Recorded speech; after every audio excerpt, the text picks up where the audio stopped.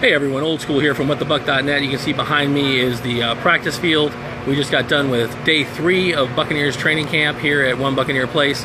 We were interrupted by weather a couple of times. We had some lightning out here that caused the practice to go a little bit longer than normally anticipated, but the team did a good job of handling that and getting back on the field and getting some good work in. You guys saw a lot of the tweets and the activity throughout the practice.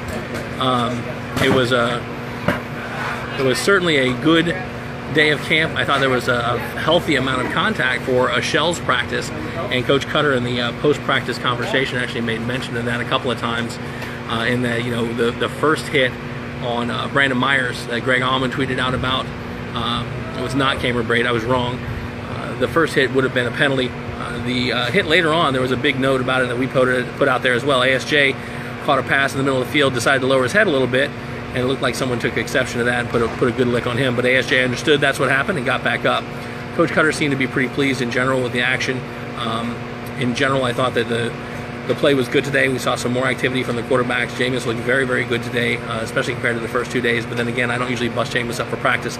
He got on a roll in one of the I think it was the second to last period of 11 on 11. He hit Mike Evans, I think, at least 3, potentially 4 times in a row.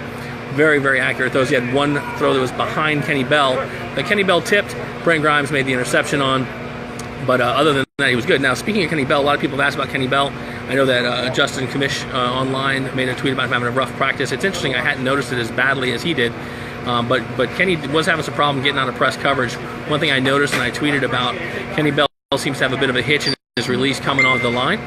And he's got to get that out of there, because if he hitches like that, he can get eaten up on the line.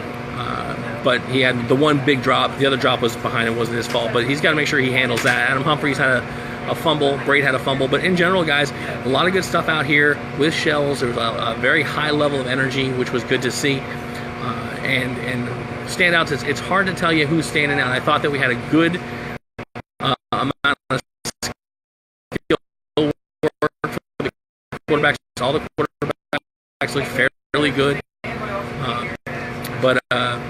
That's bad news for you as well. Vitali, once again, looks very athletic, very fluid. I was talking to a couple of the guys, Kamish online and Joe Buck's fan up in the stands where we were watching the last segment. And one of the comments we were talking about is how you're going to handle the stack rank of these players with the amount of tight ends that we have. And there's some conversation about maybe hiding